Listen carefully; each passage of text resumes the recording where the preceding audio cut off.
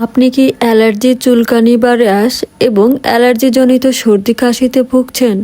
তাহলে আজকের ভিডিওটি আপনার জন্য।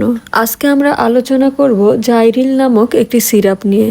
এটি কেন খেতে হয়, এর খাওয়ার নিয়ম, এর পার্শ্ব প্রতিক্রিয়া এবং এর মূল্য ইত্যাদি নিয়ে বিস্তারিত আলোচনা করব। জাইরিল মূলত অ্যান্টিহিস্টামিন জাতীয় একটি ওষুধ, যা মূলত হিস্টামিন নামক কেমিক্যালের কার্যকারিতা বন্ধ করে দেয়। হিস্টামিন আমাদের শরীরে অ্যালার্জি, চুলকানি, হাঁচি, কাশি এবং ত্বকের জ্বালা তৈরি করে। এই প্রতিক্রিয়াগুলোকে নিয়ন্ত্রণ করতে জাইরিল ব্যবহার করা হয়। এছাড়াও জাইরিল চর্মরোগজনিত চুলকানি, অ্যালার্জির সমস্যা, ঘুমের সমস্যা, বিশেষ করে শিশুরা রাতে ঘুমাতে না পারলে মানসিক চাপ বা অস্থিরতার ক্ষেত্রে এটি ব্যবহার করা হয়। এটি উদ্বেগ এবং অনিদ্রার মতো মানসিক উপসর্গেও কাজ করে। এক কথায় এটি একাধিক উপকারে ব্যবহার করা একটি ওষুধ। এখন আমরা জানবো এই মেডিসিনটি খাওয়ার নিয়ম।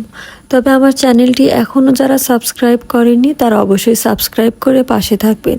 আমার চ্যানেলে নিয়মিত ঔষধ সংক্রান্ত বিস্তারিত আলোচনা করা হয়। শিশুদের ক্ষেত্রে খাওয়ার নিয়ম: 6 মাস থেকে 6 বছর পর্যন্ত শিশুরা প্রতিদিন হাফ চামচ থেকে 1.5 চামচ পর্যন্ত প্রতি 6 ঘন্টা পর পর খেতে পারবে।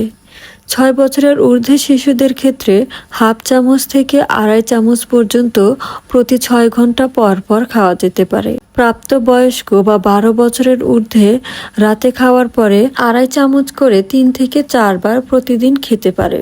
তবে যে কোনো ঔষধ খাওয়ার পূর্বে একজন ডাক্তারের পরামর্শ নেওয়া উচিত, কারণ একজন ডাক্তারই বলতে পারেন কোন রোগের জন্য কতটুকু ঔষধ প্রয়োজন। এই মেডিসিনটি খাওয়ার আগে বা পরে দুইভাবেই খাওয়া যায়, তবে সঠিক মাত্রা মেনে চলা অত্যন্ত জরুরি, যা একজন ডাক্তারই বলতে পারবেন। এবার আমরা জানবো এই মেডিসিনটির পার্শ্ব প্রতিক্রিয়া।